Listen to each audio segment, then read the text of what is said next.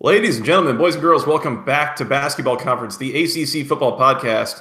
My name's Joey Weaver. He is Mike McDaniel. Mike, all the bowl games are done with the exception of one game we got left coming up here in a few days. You say it went okay for the ACC? Ended up going okay. Sort of. Yeah.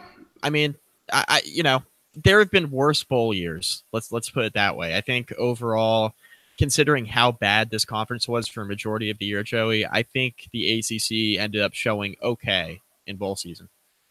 I think so too. I was impressed. I mean, I think the conference came out around 500 or maybe a little better, and that's pretty good, especially in a year where you would say that the conference probably had a down year, right? Overall, it went kind of 5-5, and there was a cancellation in there, but that's the best you can ask for. I think that's pretty good, especially in a down year. Yeah, you got that, and then you have a team who's playing in the national championship. So, Speaking of which, and that's a professional radio transition right there, by the way. It is.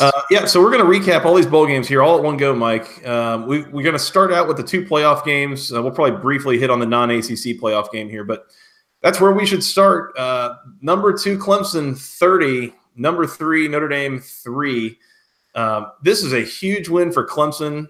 This was a really strong performance from them.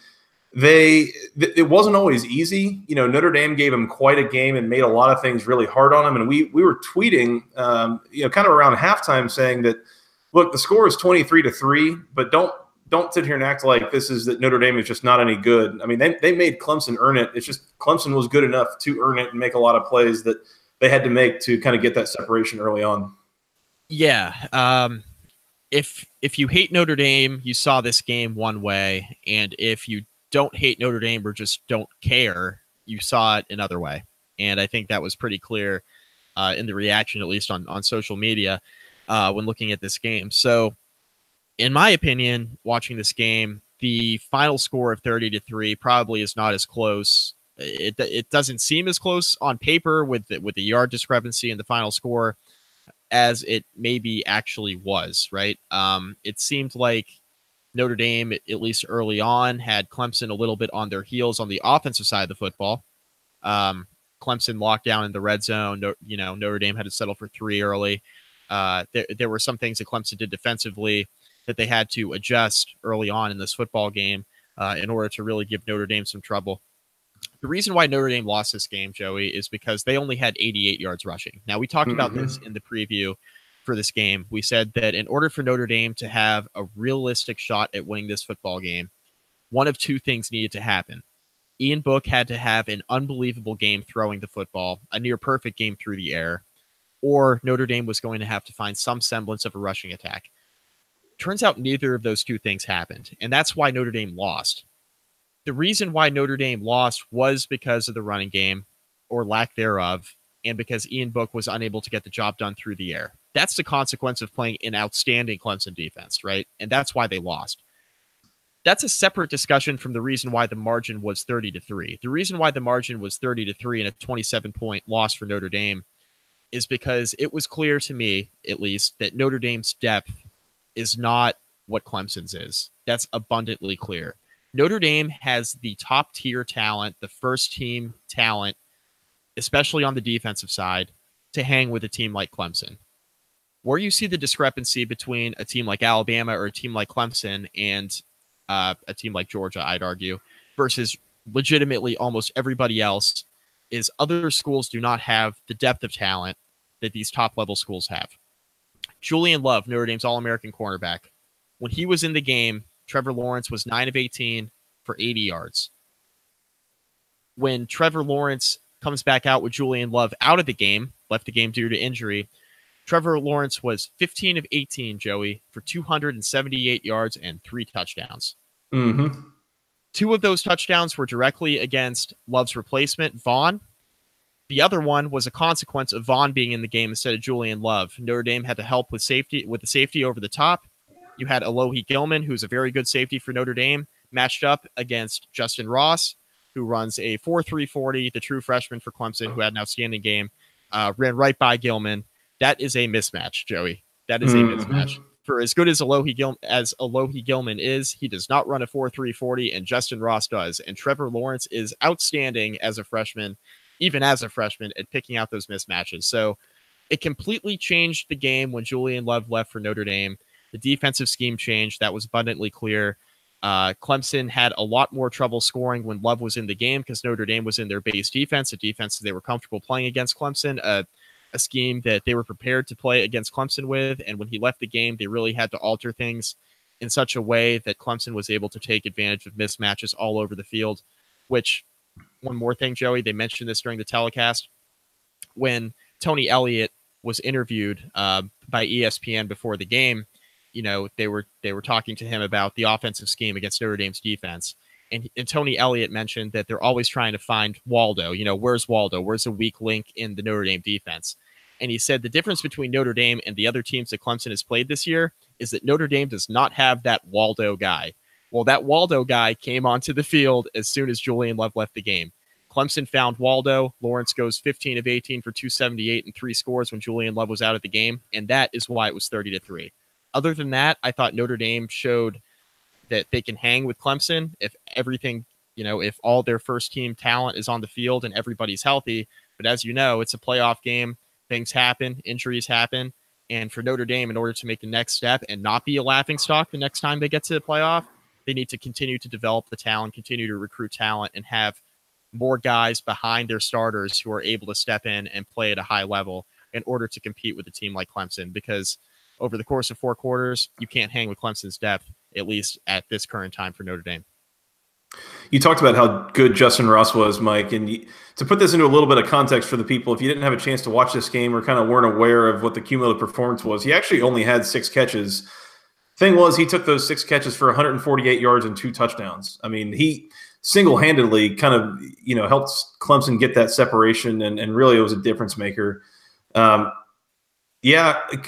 Dame, it was pretty clear early on. I mean, they were having a bit of luck maybe moving the ball against Clemson, but they got themselves in a hole, and they kind of had to abandon the run game to some degree. It just really wasn't working. They finished the game collectively with 88 yards on 35 carries. I mean, that's not going to get it done for most anybody, but certainly not for a Notre Dame team that kind of built their offense on and around the run. Really impressive showing from Clemson here. We talked about going into the game, the lack of Dexter Lawrence after the drug test failure suspension that was kind of sketchy, but then again, when are they not sketchy? It really wasn't an issue. Austin Bryant comes up huge, 2 sacks, added another tackle for a loss. He led the team with 6 tackles. Overall, the team had 6 sacks and 8 tackles for loss. I mean, the defense was all over it. Notre Dame nothing was coming easy to them. And I think that's kind of what you see from a team like Clemson that is that complete, is that they can make anything hard for anybody. There's heavy passing teams, heavy rushing teams, and everything in between, and they make it hard for everybody. So really impressive performance here from Clemson. And like we said, I mean, they're on to the college football playoff, Mike. Just like we predicted at the beginning of the year, I would argue that this was the most complete showing that we've seen out of Clemson, maybe all year. They haven't had a ton of opportunities to show what they were made of against really good teams this year. And once again, we've talked about this at length, not necessarily their fault, just a down conference this year. But, they had an opportunity in this game against a playoff team. And I mean, 30-3 is no joke. So they took full advantage of what was given to them. Trevor Lawrence was phenomenal in this football game, Joey, and Clemson gets the job done. They're going to have a great chance to win against Bama. I mean, I know Alabama's, we'll get into their game here in a second, but Clemson's going to have an excellent opportunity if Trevor Lawrence plays like he did against Notre Dame. Yeah, he made hardly anything in the way of a mistake. Really impressive performance from the freshman. We talked about the possibility that he would have a quote-unquote freshman moment, and it never came. He kind of stood in there and had a really good game, so good on him. Still waiting for it, and I'm not sure it's going to come, Joey. He's the real deal. If anybody's going to make it happen, it's going to be Alabama, right? Right. So we'll see come Monday night. Yeah, keep an eye on that. Clemson 30, Notre Dame 3. Let's move on, Mike, and briefly just wanted to hit on this other playoff game. Number 1, Alabama 45. Number 4, Oklahoma 34. Alabama gets out to a big lead. I think they were up like 28-0 or 28-3 or something. I mean, it got out of hand pretty quickly here in this game. But as we kind of talked about, in terms of at least from a betting perspective, Oklahoma is the kind of team that was going to find their way back into the game. They eventually kind of came up with a backdoor cover here that quickly almost turned into a bad beat there at the end of the game, with Alabama taking a knee inside the 10-yard line as the clock expired. But once again, I mean, yeah, as we've told you for months now, Mike, it's going to be Bama Clemson 4 for the national title. So buckle your seatbelts and maybe go watch some film from the last 3 years, because you're going to get the same two teams, although they look significantly different than they did last year at the very least. Yeah, you and I were texting back and forth, and we said great teams cover. Oklahoma found a way to cover. This was exactly kind of how we thought it would go. It just took a little bit longer for it to be interesting. Alabama jumps out to a huge lead, which I wasn't necessarily expecting Oklahoma to struggle that much that early in the game offensively, but it really took them almost a full quarter to get things rolling. And by then, Alabama was up by multiple scores, and Oklahoma was really going to have to pull a rabbit out of the hat to make this thing competitive. To their credit, they did. They got a few stops on defense, which was a nice surprise. Kyler Murray had an outstanding game. He's a freak. I'm hoping that's not the last we see of him on a football field, but if he's going to go play baseball, he'll be making ridiculous plays on the baseball diamond as well. So we'll see how that all turns out. No indication that he's going to be playing football moving forward. Of course, he signed with the Oakland Athletics, but Tua was great. Tua had more touchdowns and incompletions in this game. He was the Orange Bowl MVP. Not really a surprise there. He looked fully healthy, and fully healthy Tua makes Alabama a completely different animal. They're going to be really good. We'll come back and we'll preview Alabama against Clemson, and for the fourth year in a row, third time in 4 years that they're doing this thing for a national title. But it'll be a really interesting game. These are two really, really strong teams, like they always are, and this is kind of where we thought we'd be at season's end. We thought it would be Alabama Clemson, thought there'd be a good chance for that to happen, and lo and behold, here we are. Mike, I have to admit, I'm really not an NBA guy, so please let me know and call me out if I missed this reference, but I'm pretty sure this is Warriors Cavs at this point. This is absolutely Warriors Cavs. Yep. I mean, but like not anymore, because LeBron's not with the Cavs, and so that's pretty much a done deal. But yeah, so good luck with Clemson-Bama 4. It's going to be fun, and we'll see how the TV ratings compare to the first 3 times, but like you said, Mike, we're going to come back and preview that game and give you the full rundown, and hell, we might even recap it live right after the game. So, stay tuned. We have a way of doing that. Yeah, it happens. So once again, number 1, Alabama 45, number 4, Oklahoma 34. Let's move on, Mike. We have 10 more bowl games we got to talk about that involved ACC teams. We're going to do these the good, the bad, and the ugly style. We'll start with the good, then we'll go to the bad, and then we'll hit the ugly at the very end.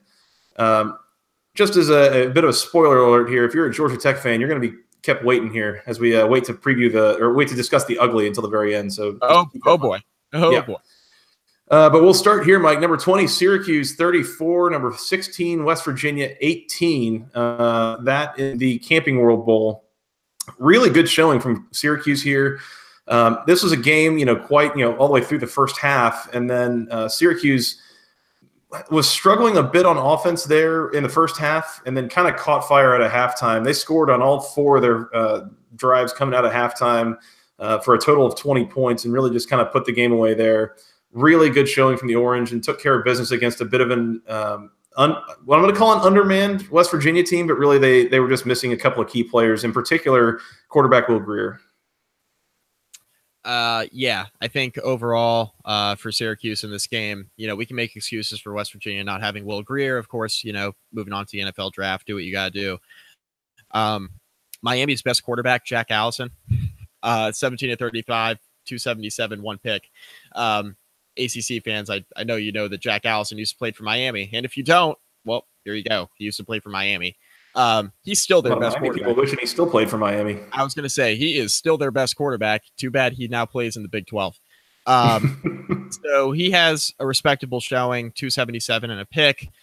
I I was pretty impressed with Eric Dungey, Joey. I know he threw the 2 interceptions, but he was 21 of 30 passing, did have a touchdown pass, went over 300 yards because that's what Eric Dungey does.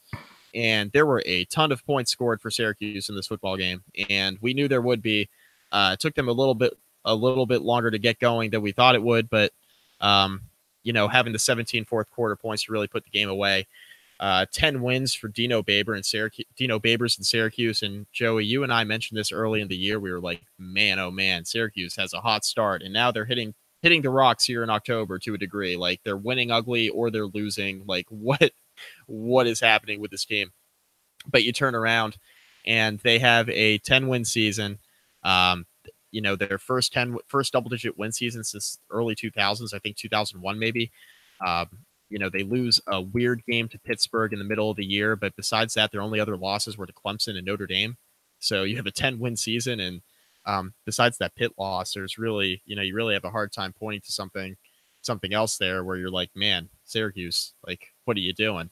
But you find a way to get to 10 wins. Dino Babers certainly has this thing going in the right direction, and it'll be really interesting to see where Syracuse goes from here now, because you're not going to have Eric Dungey anymore. So how do you respond moving forward? Who do you have in the quarterback room?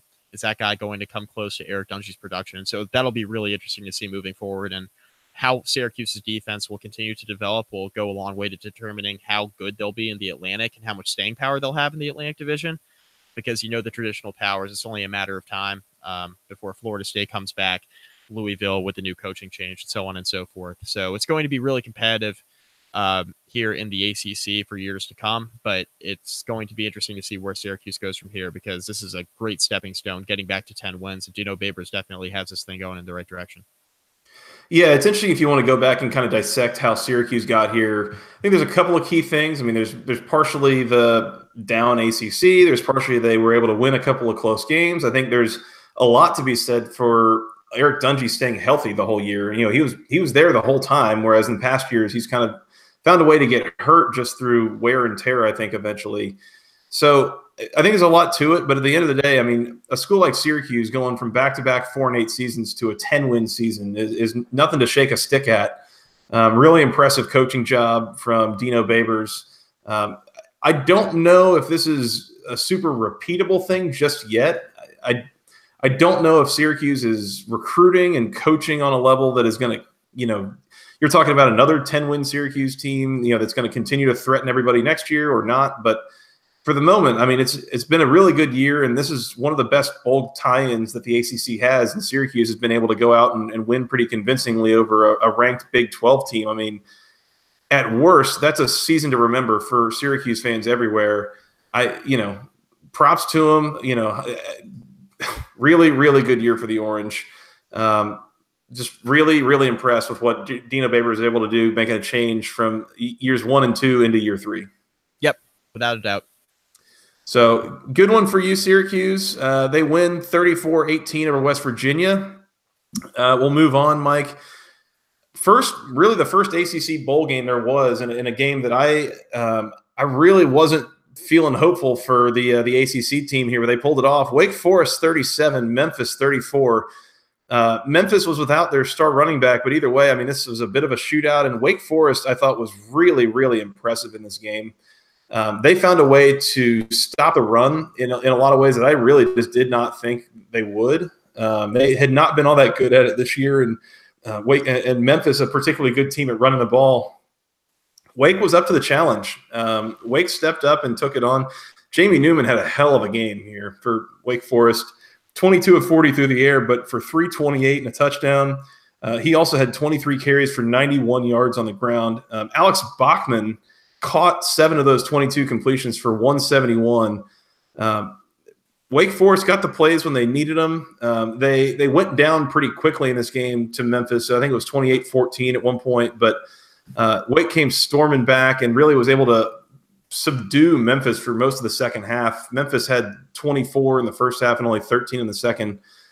Memphis misses a field goal at the gun that would have tied it and sent it to overtime. But at the end of the day, I mean, a win's a win, and Wake Forest got it done. And I really was not expecting that they would. I'm not sure I was either. And the one question that continues to come up now when I watch Wake Forest is, why was Jamie Newman not the starting quarterback all year long? Like, that's That's the real question, Joey, because he has over 400 all-purpose yards in this game. You know, you mentioned the 91 yards rushing, 3 touchdowns on the ground, 328 and a touchdown through the air. I continue to be really, really impressed with him every time he takes the field. I think the future is very, very bright with him as the starting quarterback for Wake Forest. I'm sure they'll have a quote-unquote open competition as soon as Sam Hartman gets healthy, because Sam Hartman was, good. He was solid for them in the early part of the year. You and I mentioned multiple times how we liked his game a lot. That was before we saw Jamie Newman. And Joey, I like Jamie Newman's game a little bit more. That was going to be my question, is Sam Hartman's job gone at this point? And frankly, as much as you want to stay loyal to your guy, I couldn't blame Dave Clawson if it was gone. Jamie Newman performed really well here in the 4 games after he came in for Sam Hartman. So at some point, I think you got to kind of stick with him. Yeah, and I think they will. They'll call it an open competition, I'm sure, just to keep it competitive. And that's what you should do as a Division I program that's in a major conference. But this has to be Jamie Newman's job, in my opinion. But we'll see how it shakes out. He also gives you a little bit more on the ground than Sam Hartman does, I think, which probably helps things, or it might kind of lead to some of where that success came from. Yep. While we're talking about this game, we did get an email from Mr. Keith Derrick while he's watching the end of this game. He wrote us saying, Memphis deserves to lose this game because they didn't go for it at the end. Ridiculous. They sat back and put it on one player, and granted, he should have made the field goal, but the loss falls on the Memphis coach. Pathetic. I'm so happy for Wake Forest. They outplayed the Memphis team, and congrats to the Wake Forest players who played for their coach this year. I agree a little bit. You talk about gamesmanship and kind of how this went. Memphis got themselves into field goal range and still had a chance to move the ball a little more and kind of chose not to, played it safe, and it ended up beating them. Yep. And that's one of the things you hear a lot of people talk about. There's a difference between, playing to win and playing not to lose. And oftentimes when you play not to lose, you end up disappointed. Yeah, it's, a series of late game decisions we talk about all the time with the interesting clock management and late game coaching decisions. And Joey, we saw it today. We're recording this here New Year's Day. Penn State has some questionable late game decision making late in their game, with James Franklin electing to kick a field goal when they were down by 6 with about 4 minutes to go instead of going for a touchdown when they were inside the 10. And, you have Ohio State throwing the ball when they're up 2 scores with not a ton of time left. And, it really just makes you wonder with some of these coaches making the decisions that they make. We saw even last year, Lincoln Riley of Oklahoma in the Orange Bowl, I guess it was, he made all sorts of late game blunders as well. You just see this year after year with really intelligent head coaches just making very interesting decisions. And that's no different here for Memphis with Mike Norvell. So another up and coming coach making a questionable late game decision, just add him to the long list. Happens to the best of them, Mike. Wake Forest 37, Memphis 34. That was in the Birmingham Bowl. Brought to you by Jared. I don't know if you picked up on that during the game, Mike, but this is sponsored by Jared, the Galleria of Jewelry. Good God. Could we have some more commercials, please? Just making sure you caught on to that, because they were pretty subtle about it, I thought. Yeah, I thought so too. Only every single commercial. Yeah, almost literally. Yeah. So if you're on the advertising firm that was working with Jared on that one, I have some choice words for you. Anyways, right. Wake 37, Memphis 34. Let's move on, Mike, to the Belk Bowl, where your Virginia Cavaliers 28, the South Carolina Gamecocks missing Deebo Samuel, 0 points. I think this went kind of the way that I thought it might have. I'm not so sure how excited South Carolina is to be here, and they've also been ultra inconsistent. Meanwhile, Bronco Mendenhall had his team really fired up and ready to go here. They came out and just really left nothing to doubt. South Carolina couldn't do anything on offense in this game. They finished the game with 43 yards on the ground and just barely over 250 total yards. Virginia has over 42 minutes of possession in this game. They just kind of owned this game from start to finish. Really impressive showing here from Virginia and dominating what is a pretty average to above average SEC team. Jake Bentley against Clemson in the regular season finale went for over 500 yards. And South Carolina was never really close to winning that game against Clemson, but Jake Bentley made it really interesting to continue to watch, right? They had the it factor. They were scoring a lot of points. It was a lot of fun. Jake Bentley in this game against UVA was 17 of 40, Joey, passing for 218 yards and 2 interceptions. He looked like a completely different quarterback against a defense that, while Virginia's defense has been good all year long, they are not Clemson. And that was real ugly by South Carolina there in this game. So outside the passing numbers, South Carolina as a team, 19 carries for 43 yards, Joey. That's, for those of you doing the math at home, that's 2.3 yards per rush. That is really bad. So for all the good that Virginia did defensively in this game, I have to draw the parallel or the comparison, I guess, between, this game against UVA for South Carolina and the last time we saw South Carolina play against Clemson, where they looked like an offense like bat out of hell, like defense couldn't get stops, but they could still score and everything was fine. And they look like a completely different team on the offensive side of the ball. So that highlights the inconsistency that you mentioned that we've seen all year out of South Carolina. But Bryce Perkins, really nice game, 3 touchdown passes. Jordan Ellis, 106 yards rushing on the ground.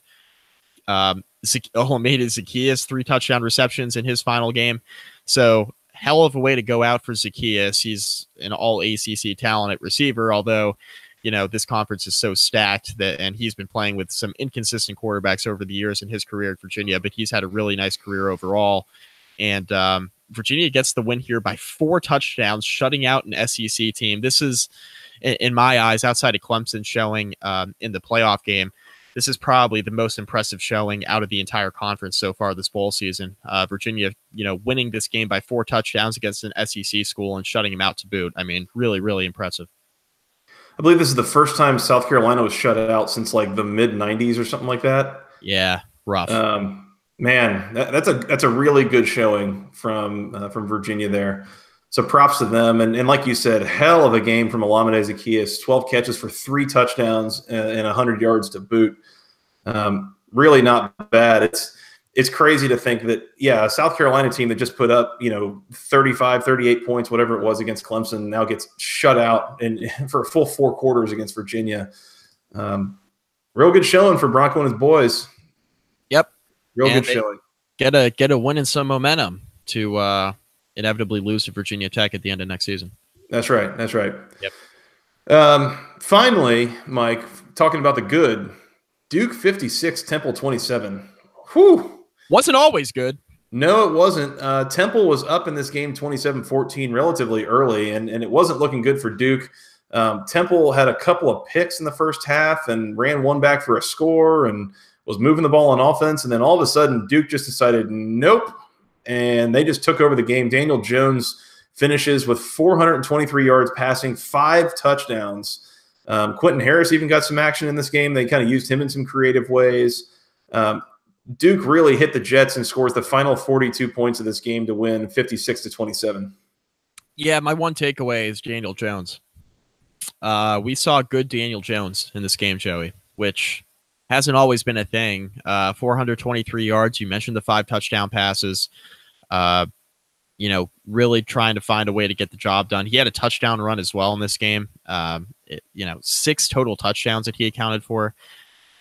Consequently declares for the NFL draft as we expected him to, but goes ahead and does that after the game. So, hey, heck of a way to go out for your final game as a Duke Blue Devil for Coach Cutcliffe, and you go and you just account for 6 touchdowns. Your team comes storming back after facing a 2 touchdown deficit to turn this thing into a laugher in the second half.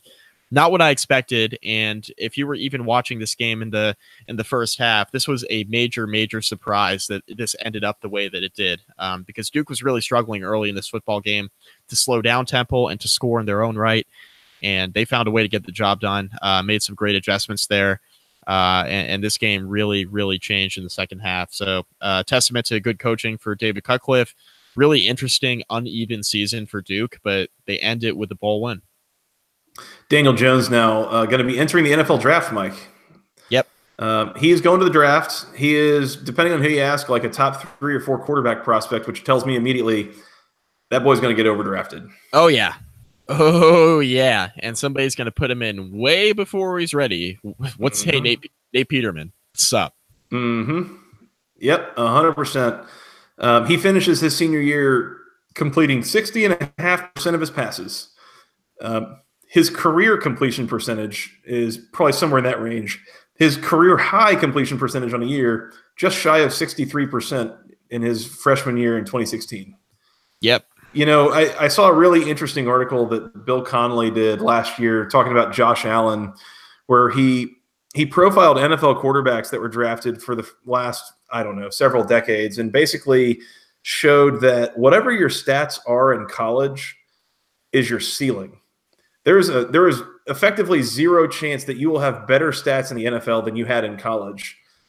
So just know that you know, God love him. You know, he's got tools, he's got size, he's fast. He's been coached by David Cutcliffe, which has gone a long way in the NFL, and all this stuff. But you're talking about a guy that might cap off around a 61% passer in the NFL. So, you know, at your own risk. At your own risk. Yep. And not even at your own risk drafting that. It's at your own risk spending like a top part of the first round pick on him. Yeah. And if you got taken in the second or third round, that's fine. It's going to be interesting to see how many general managers are conservative in their approach in taking a quarterback. It's the story every year with these NFL teams. And Daniel Jones is likely not worth a first-round pick, in my opinion. He's probably, you know, a second, third-round type talent who has the potential to be pretty good. Like we've seen it at Duke. He's got the potential to be good, and he's fun when he's got it clicking on all cylinders. He's really fun to watch. So there is upside there, but you've got to really be careful in what kind of pick you're using on this guy. That's for sure. Because it's not a situation where he's going to be stepping right in and he'll be ready right away. He's going to be a guy who's going to need a little bit of seasoning before he's thrown into the fire. Absolutely. Duke 56, Temple 27. So that concludes the good, Mike, as Syracuse, Wake Forest, Virginia, and Duke all come away with their own varieties of impressive win here. Let's move on to the bad here. And we're going to start with your Hokies. Cincinnati 35, Virginia Tech 31. This in the Military Bowl.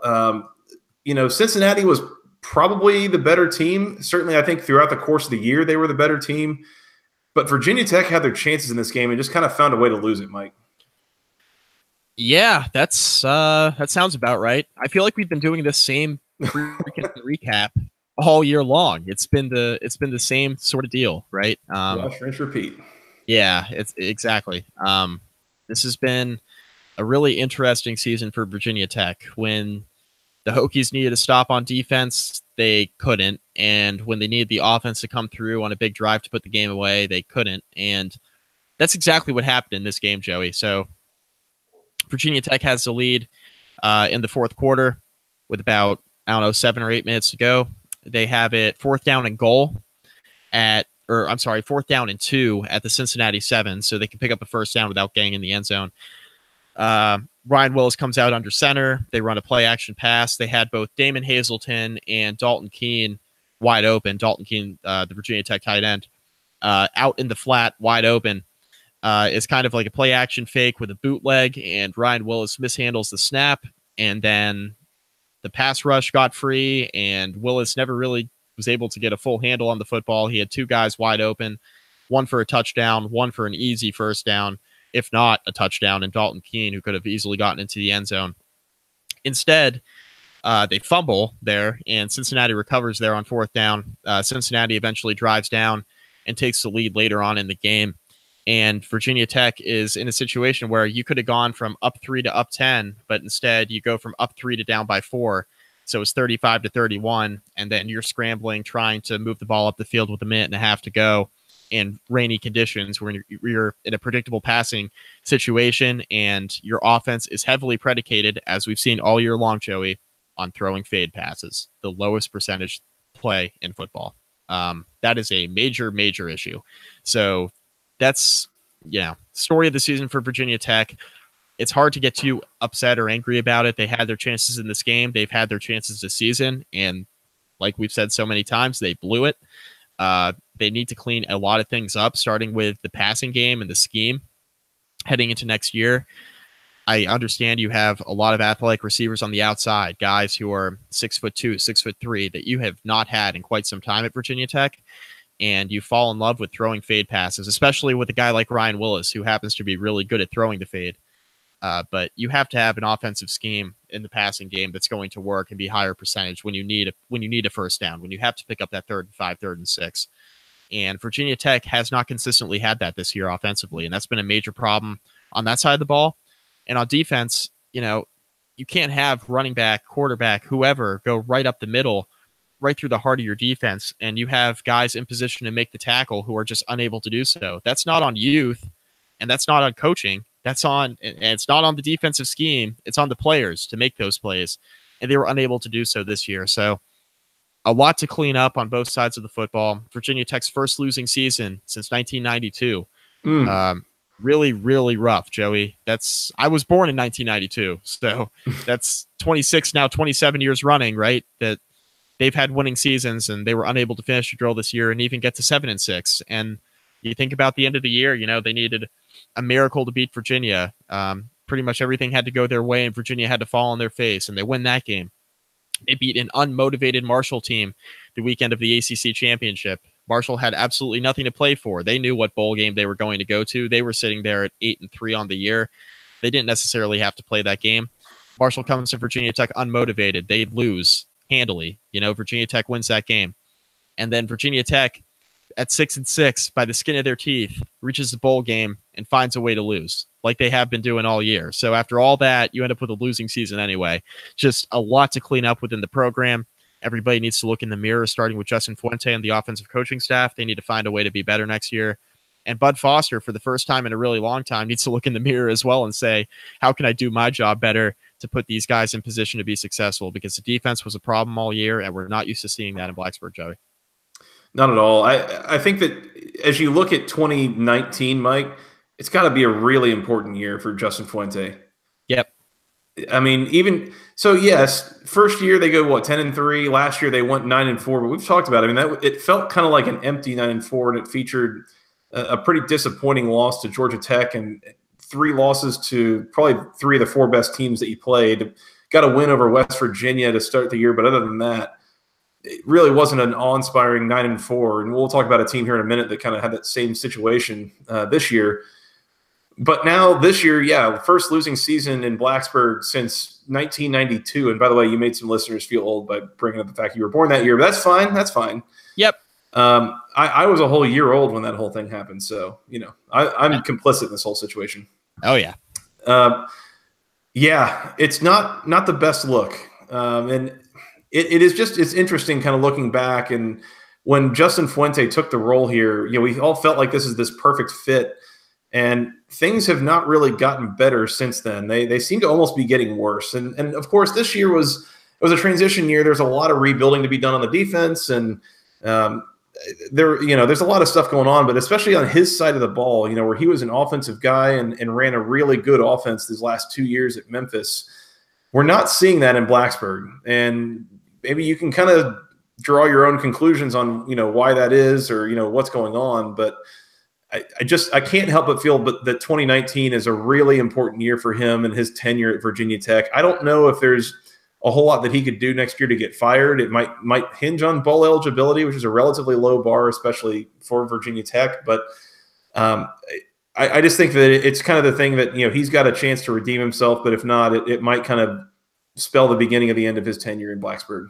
I don't necessarily disagree with that. I think next year is really important. Like you mentioned, I don't think it's a situation where he would get fired or anything like that next year, but I think it would really, it would turn 2020 into a real make or break year where we're talking like hot seat territory if, we have another 6 or 7 win season in Blacksburg, because that's not what he was hired to do. Absolutely. Generally good game from Cincinnati here we'll bring up. It wasn't just, Virginia Tech being bad. They weren't terrible, but Cincinnati just made a few more plays to win the game.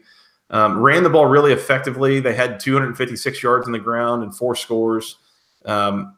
Overcame a quarterback injury too.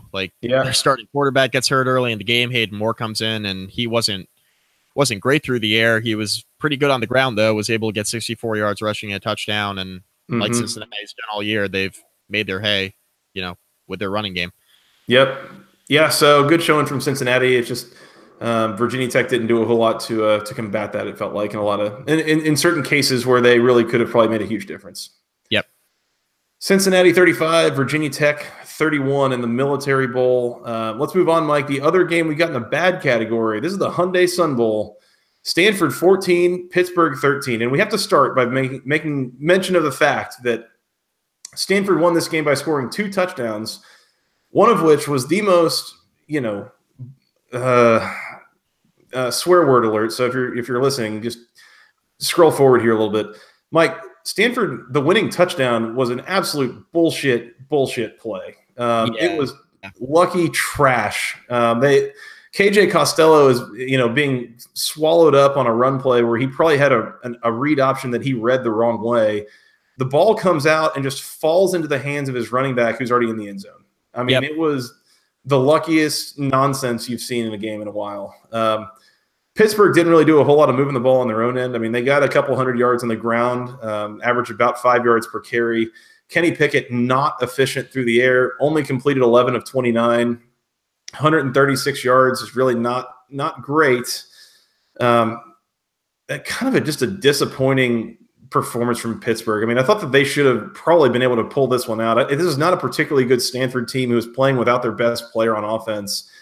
I really would have liked to see a little more from Pittsburgh here, more than 13 points in a close loss. Like we've seen so many times with Pittsburgh this season, when they've had trouble, having any sort of efficiency in the passing game, and they've become one-dimensional on the ground. Teams scheme for that, right? Because they know Kenny Pickett is what he is. He's a game manager. So if they're able to slow down the run at any measure, these opposing teams feel pretty good about their chances of beating Pittsburgh. Well, Pittsburgh, like you mentioned, I mean, they scratched and clawed. They got to 200 yards on the ground.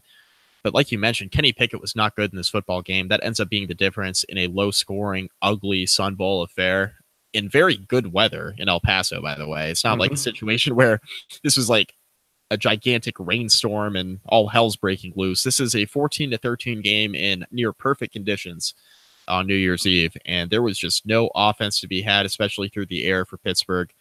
Pickett only going 11 of 29 for 136 in this game was not very good.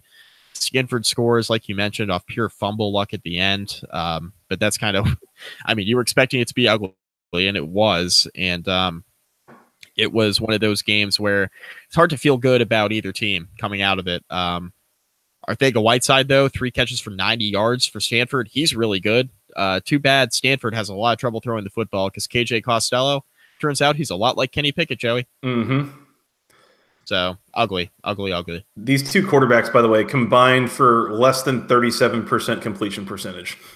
Yeah. They were combined 17 of 46 through the air for, not even 250 yards combined.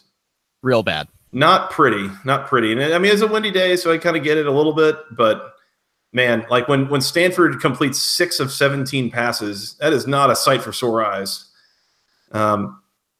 Really, it was kind of a quick game. I mean, it was a couple of teams were just trying to run the ball. A combined 76 carries across the two teams. Pittsburgh ends up with upwards of 33 and a half minutes of possession. So they kind of outpossessed Stanford. They outgained Stanford by 140 yards. I mean, Pitt had a chance to win this game. They just couldn't really convert on their chances, and Stanford just made a couple of plays and got kind of lucky, I think. Honestly, a pretty good showing, all things told, from the Pittsburgh defense. Holding Stanford to just a shade over 200 yards of offense and, 14 points. Like in most days, that should get it done, but the offense was not cooperating. I believe Quadri Ellison went down with an injury in this game early, so it didn't help not having him. Darren Hall fills in decently, going 16 carries for 123 yards and a touchdown, but ultimately just wasn't enough to get it done. I watched this game, Mike, too, and one of the things I thought while I was watching it was about Kenny Pickett and how a year ago, we watched him lead the upset of Miami there at Heinz Field at the end of the year, and we thought there was a lot of promise. And this year, I feel like as much as Pitt, they won the division and all this, I mean, completes 58% of his passes, 12 touchdowns, 6 interceptions. Really would have liked to see more from Kenny Pickett here in his year back. Yeah.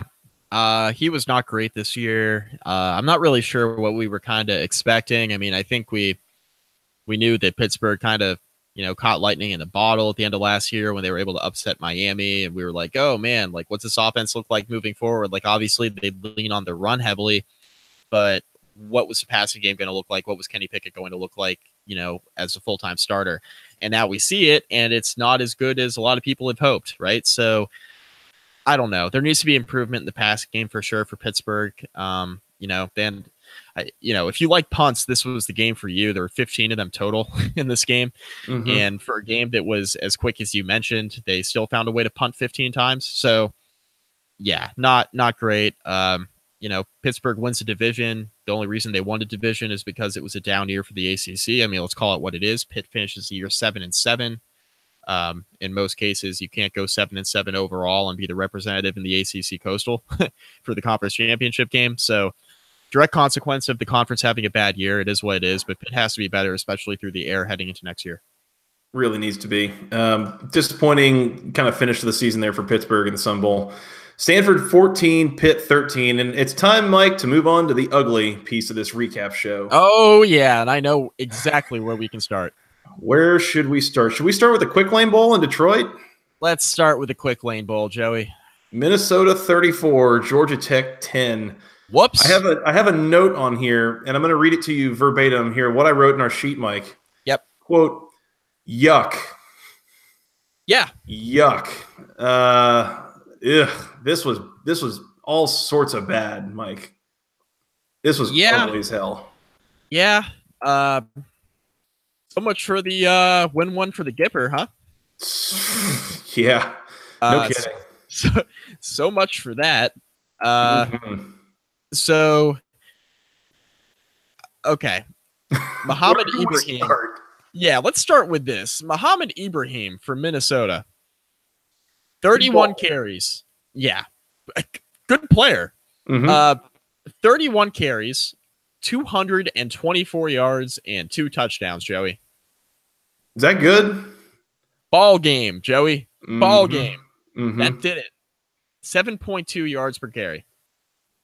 It's pretty good. Not bad.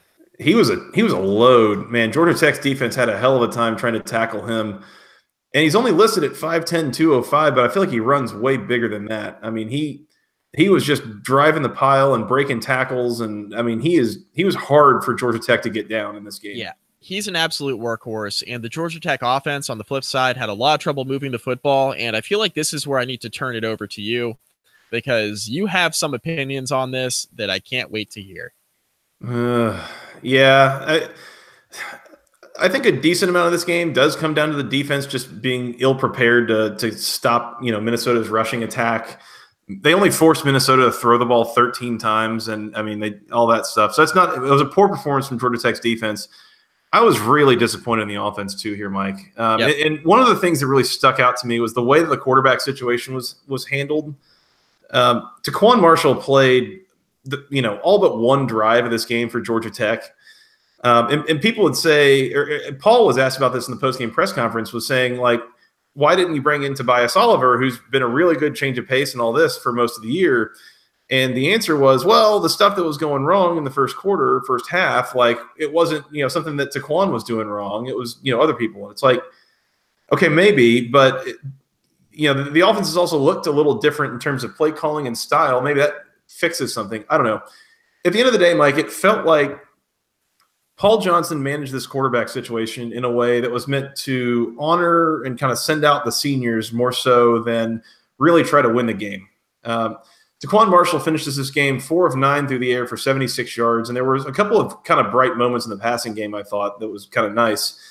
But more importantly, 22 carries for 75 yards. He averaged less than 3.5 yards per carry on 22 carries. Yep. He had half the team's workload. Then you bring in Tobias Oliver just on one drive, Mike, 9 carries for 69 yards. You're telling me that bringing that guy in the second quarter wouldn't have made a difference?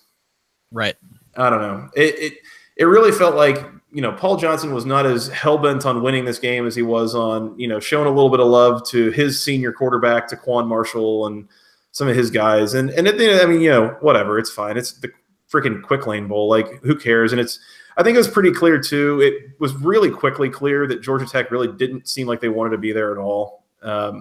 all those players that were on Twitter all torn up and upset when it was announced that they were going to a game on 3 slots lower than they realistically probably should have. I think that carried over the whole time. I mean, there was just some lethargy there, and I was really disappointed in the way that the team played. I would have liked them to be able to send out Paul Johnson on a bit of a more celebratory kind of occasion, a big win, rack up 400 rushing yards just like old times, and send him off with a bang. But 44 carries for 206, and it took him until the third quarter to even get in the end zone, and ugly. And it just really disappointed, Mike. Really disappointed in how Georgia Tech came out.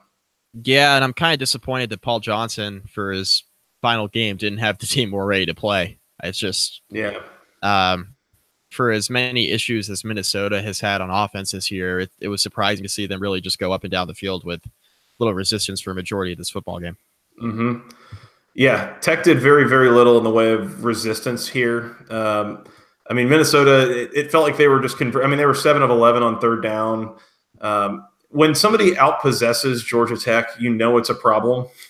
Georgia Tech is always going to have the ball for 34 to 36 minutes, unlike most games. Minnesota had the ball for close to 31 minutes here. I mean, they held the ball for over half the game. That's when you can just tell. They outrushed Georgia Tech. Not a lot of good to say about this at all, top to bottom. Nope. It was really, really disappointing, really embarrassing. I really hate it for Coach Johnson, but it was also just it sucked that the players very clearly just didn't want to be there. And that's what happens in bowl games sometimes, I guess. It was not good. Not good. It was in the ugly category, some might say. Yeah. You know what else was ugly? What's that? Miami for the second year in a row. Yeah. Whew. Yeah, we should probably move on here. So Minnesota 34, Georgia Tech 10. Let's go there to the Pinstripe Bowl, Mike. Wisconsin 35, Miami 3. Whew. Not good. Not good at all. Miami's quarterback situation, maybe that's a place to start. Did it go okay, Mike? As predicted, Joey, it did not go okay. Quite poorly, really. Quite poorly. Malik Rozier, thanks for playing. 5 of 12, 46 yards, 3 interceptions. He threw 12 passes and got 46 yards. Yes, 12 passes, attempted 46 yards, throws 3 of those passes for interceptions. N'Kosi Perry, fresh off his latest porn film, 1 of 5 passing for 2 yards and a pick. 1 of 5, 2 yards and a pick. I had to say it again for emphasis. Mm-hmm. Mark Richt. Turns out this is his final game coaching. Little did we know. We knew it was Manny Diaz's final game at Miami, or was it? We'll get into that in a second. As a lot of you, I'm sure, know by now. So Miami has a lot of trouble moving the ball in this game. Malik Rozier had a 62-yard run in this game. He had 3 carries for 90 yards, but that was about it for the Miami offense. They had 23 carries as a team for 121 yards. Couldn't really get the ball moving all game long. They only ran 40 plays, Mike. Yeah, they really just didn't have the ball at all in this game. That's really what it boils down to. Yeah, because when you have a guy like Jonathan Taylor at running back, you can do things like that. 27 carries for 205 yards and a touchdown for one of the best running backs, if not the best running back in college football. And that's basically all she wrote. Jack Cohn played this game instead of Alex Hornibrook, 6 of 11, 73 yards, a touchdown, a pick. He was pretty underwhelming, but, that is what it is. They just ran the ball the entire game. That's what Wisconsin does. They had 4 touchdowns rushing, 333 yards rushing as a team. That was it, 35-3. And when you turn the ball over 4 times, looking at Miami, that's when you play a team that's ultra efficient on offense, not flashy, but efficient, they can get the job done when you give them the ball 4 times. So that's exactly what happened here. Yeah, this game was only 14-3 at halftime. I mean, it felt like Miami was at least a little bit in it. Their defense kind of put up some of a fight, I guess, against Wisconsin. I mean, Wisconsin, one of their 2 touchdowns in the first half was a 7-yard drive. I mean, it was a 1-play 7-yard drive that they came off of an immediate interception to start the game by Miami. So immediately found themselves in a 14-0 hole. The Miami defense really, I thought was really good for a lot of the middle part of this game. And then all of a sudden, kind of late in the third quarter, they realized they're getting absolutely no help from the offense, and I think they just kind of quit. Last 4 drives of the game for Wisconsin, 4 plays touchdown, 5 plays punt, 5 plays touchdown, 10 plays touchdown. They score with about 8 seconds left on the clock, and kind of an emphatic way to end the game. Miami's defense, I think, kind of just checked out and said, you know what, forget this. Yep. Yeah, not pretty at all. Most of Miami's yards came on like 3 plays, and other than that, this was an exercise in futility. Wisconsin had the ball for almost 40 minutes of this game. Not good. Yep. Yeah, this was thanks for the ball. We'll sit on it. Thanks again for the ball. We'll sit on it. I mean, that's what Wisconsin did. And it worked because they kept converting their drives into touchdowns. So when you have the ball for that long and literally every single one of your drives is either setting you up deep in Miami territory or putting the ball in the end zone rather than kicking field goals, this is what's going to happen. You're going to get blown out. And when you look at Miami, Joey, they've had issues on offense all year. We knew that come season's end, regardless of the result in this bowl game, there were going to have to be wholesale changes on the offensive side of the football in regards to the coaching staff, personnel, primarily a quarterback. We saw in-season transfers as far as Jeff Thomas transferring out of the program, their leading receiver. We know what the quarterback situation is. Mark Richt, in related news, his son is the quarterback's coach. We knew that was going to be a issue come season's end, as he would probably have to be relieved of his duties. So jumping into the news portion of this, since, we don't have a ton to talk about when it's 35-3, Joey, I guess, Mark Richt was told after the game that there would have to be wholesale changes to the offensive coaching staff, as, we chronicled throughout the year. And Mark Richt said, okay. And then about 24 hours later, he said, you know what? I am not okay with that. And ends up retiring instead of firing his son and a couple of his assistants. Decided that he didn't want to go on as the head coach at Miami. So that changes things a lot, because now you have Manny Diaz, Joey, leaving his job at Temple that he had for, 18 days. And turns out he did not coach his final game at the University of Miami as the defensive coordinator. He is now staying on staff, never even left Miami to go up to Temple, was staying in the Miami area for a couple days after the game. And hey, he's not even going to leave. He's not even going back to Temple. He's now the Miami coach, and they made that hire within, 12 hours of Mark Richt announcing that he was retiring. So hey, Joey, you mentioned this a couple weeks ago. We were talking about the coaching carousel on that podcast that we had. You said it. You said, hey, when Mark Richt retires in a year or 2, or maybe even 3, you know who they should call? They should call Manny Diaz. It's going to be the first call they make. Yep, it's going to be the first call they make. And full credit to you, Joey. We did not think that this was going to happen this quick, but you called it. So congrats to you on making that call. Let me know what lottery numbers you're playing and whatever else you got going on. So I'm not sure what kind of cell phone plan Blake James is rocking at this point, but I'm pretty sure he didn't even burn through all his minutes for the month on this whole Manny Diaz hiring situation. Nope. He made that first call, and yeah, it was like 10 a.m. We found out Mark Richt is retiring, and by about dinner time, they had a new head coach. Yep. Mike, what was your favorite game of the Manny Diaz era at Temple? My favorite game was the one where he had the introductory press conference. Oh yeah. He won the press conference up there. Yeah. So he is undefeated at Temple now, for what it's worth. Yep. So Mark Richt's swan song becomes this Pinstripe Bowl. It's interesting that we kind of draw these conclusions, though, Mike, of talking about having to make wholesale changes and it quickly resulting in a retirement. I have a feeling that that's a little bit the same thing of what happened maybe with Paul Johnson at Georgia Tech. I think there was some pressure on him to get rid of a couple of his assistants and make some changes on his coaching staff that would have involved guys such as like a Mike Seawalk, who is like his best friend, and they've been coaching together for 40 years and the whole thing, and he just wasn't going to do that. It wasn't worth it to him. Yep.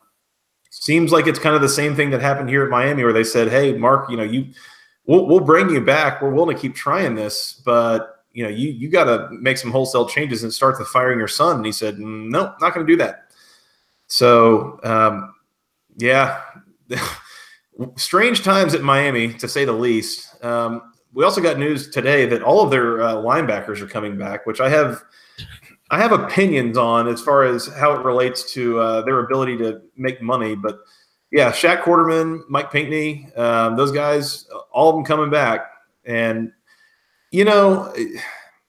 part of me hates it because now I get to watch my team play against them again. But at the same time, I mean, I don't know that any of those guys got anything to prove. So they've clearly got a real love for Manny Diaz, and that's kind of why they're going to come back. But just interesting times at Miami, and curious to see what they can do now with a little bit of time left in the recruiting period before they finalize the signing class here. That seems like it kind of started to fall apart there a few weeks ago when they found out that Manny Diaz was going to be leaving. Yeah, I mean, I think this is a good hire, but I think it's completely dependent on what they do on offense here and who he hires as far as his offensive staff is concerned. As we record this podcast, it's a little bit up in the air.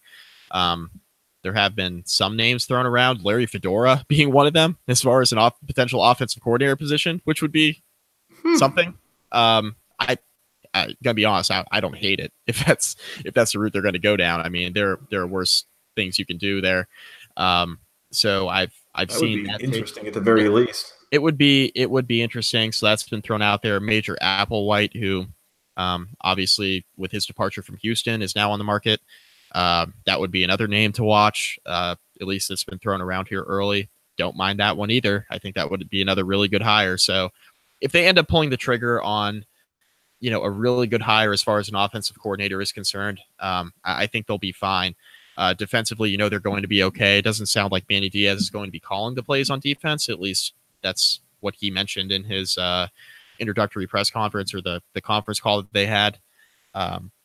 He's got a formal press conference this week, but it doesn't sound like, at least at the outset, he wants to call the plays defensively, but he'll have a hand in that, and we know how good they've been. So really just depends on how the offense is. And if they can fix a quarterback situation, I think Miami will be back towards the top of the Coastal Division sooner rather than later, because we know the talent is on the roster at the very least. It is interesting, and last thing on this before we move on, it is interesting to me that they went with a guy who, as much as we've talked about him in the past not having had a head coaching opportunity and thinking that maybe it was time, that he kind of deserved one, it's interesting to me that this is who Miami went with. It didn't surprise me, and I honestly thought it was a pretty good hire for Temple to go with Manny Diaz. I'm a little bit skeptical of Miami going to a first-time head coach, and that doesn't mean it won't work. And we've seen it work in certain places, namely Georgia, where Kirby Smart had never been a head coach, and that's going okay. But for Miami now to go to a guy who has no experience, even though he's familiar with the program, and that's obviously very beneficial, I'm curious to see if it doesn't work out. If there's it just seems like there's some significant differences being a head coach versus a coordinator, and whether he can kind of keep that up and build a successful program around it. We'll have to see. Yep. Wisconsin 35, Miami 3. Last game that we've got an actual result on, Mike. Number 19, Texas A&M 52, NC State 13. This game went a little bit kind of like we told you it was, Mike, where NC State just not sure how much their 9-3 record really meant. We talked about how last year's Virginia Tech 9-4 team was pretty relatively underwhelming and felt like it's a bit of an empty 9-4 team. I got this year's empty 9-4 team, and I think it's NC State. We talked about on the preview, and I talked about how I'm not totally sure, if I'm an NC State fan, how happy I am. If you look back at the last 2 years of this program, with their roster and what it's been and all the talent they're going to have sent to the NFL by this April, you had 2 9-4 seasons with about the most talented roster you could ever ask for.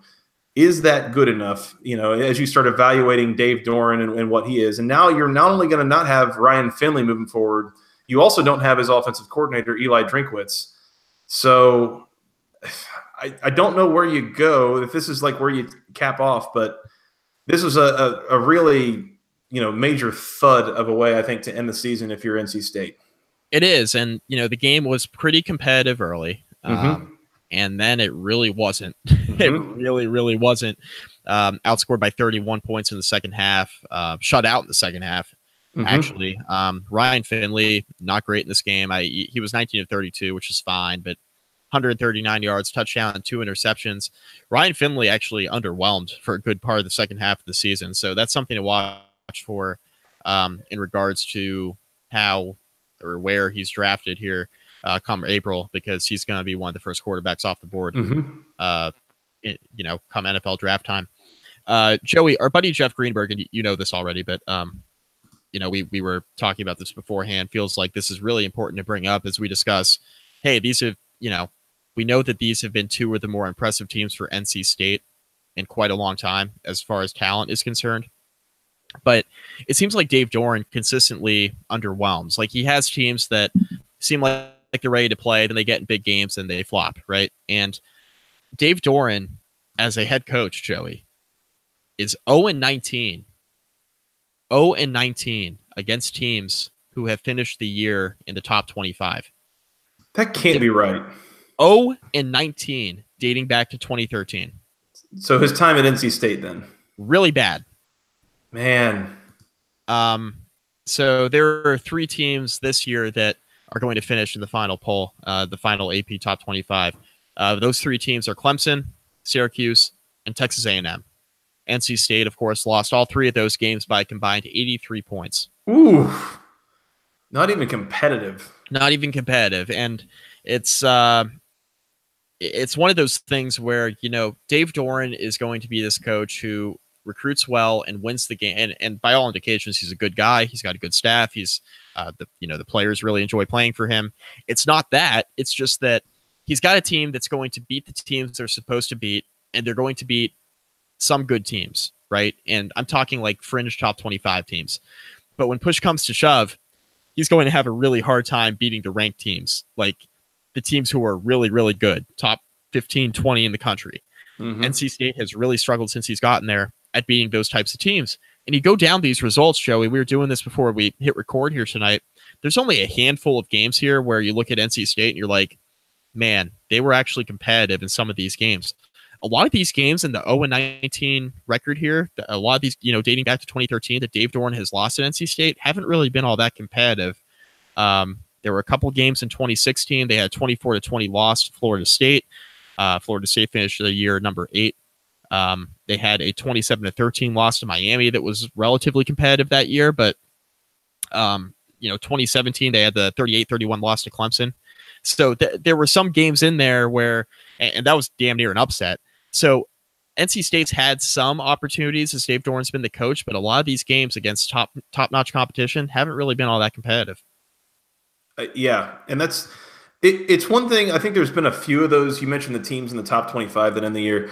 There's been a few of those that were competitive games where they almost knocked off a Clemson. They almost knocked off a Florida State a few years ago, that kind of thing. But if anything is the most concerning about this, it's that stat that you brought up about these 3 games that they lost this year by a combined 83 points.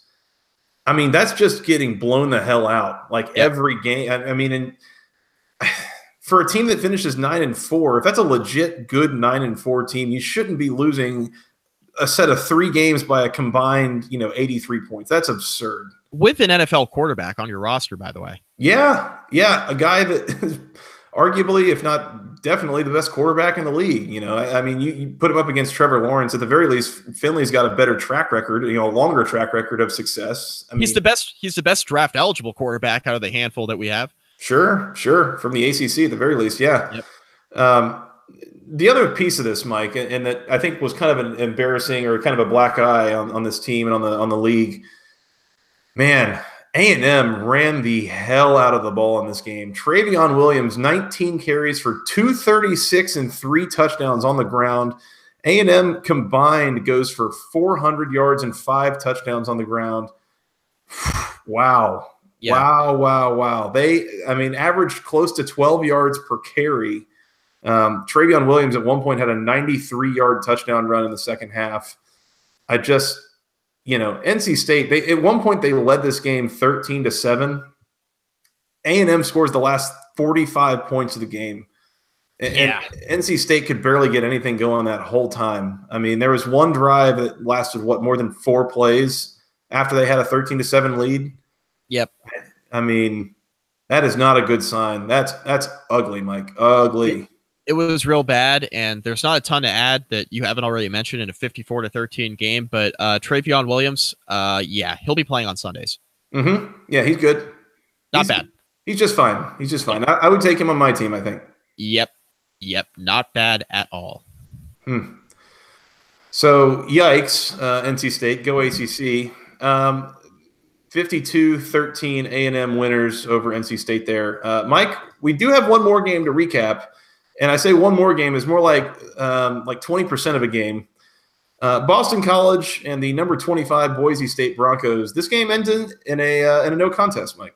The way that this worked was, interesting. So they got this game started around 1 o'clock Eastern time, I think it was. Some lightning storms rolled in, and they ended up in a lightning delay late in the first quarter. I have to go find – I haven't even looked at what the score was at the time. But 7-0 Boston College, A.J. Dillon touchdown run. 7-0 Boston College, and they were – I thought they were, close to extending that lead out, going up a couple of scores. And next thing you know, lightning comes in. They, put the teams in the locker room, and that was about all she wrote. They never really came back out, never restarted the game, just outright canceled it. And the season was over. It was a no contest. Stats don't count, and therefore our picks don't count, Mike. We took Boise State minus the 2, and we're not gonna count those. Good old push. So that was interesting and different, and there was a lot of players, I think, that were kind of not all that happy about the way that went, but it is what it is. So safety first, Joey. Safety first. That's right. Thank God it was the Serve Pro First Responders Bowl, which, by the way, Mike, the tagline there, like it never even happened. There it is. Yep, Serve Pro, like it never even happened. You literally can't make this up. Nope. Mike, that's a lot of games that we've just recapped. Anything else before we move on here? I think we're good. We got to come back. We got to preview the national championship game, Joey, which for the third time in 4 years has an ACC recipient. Sure does. Not recipient, participant. They didn't receive anything. They worked their asses off for it. Semantics. Yeah, you're right.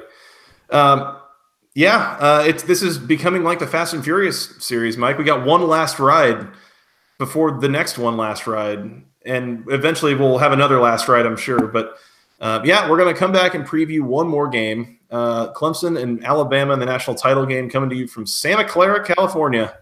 A stadium that I have heard nothing but bad things about. So, at your own risk if you're going to be traveling out there. But we're going to recap or preview that game, and then we're going to recap it probably live right when the game goes final. So stay tuned here. But in the meantime, we're going to get out of here. We will be back soon. You can find us on Twitter. I am at FTRSJoey. He is at Mike McDaniel, CFB. And together we're at BC Podcast ACC. Y'all can send us an email with your questions, comments, concerns to the longest email address known to man, basketballconferencepodcast@gmail.com. Nailed it. And thank you to those who have, particularly Keith Derrick, who helped us with this email on this here show.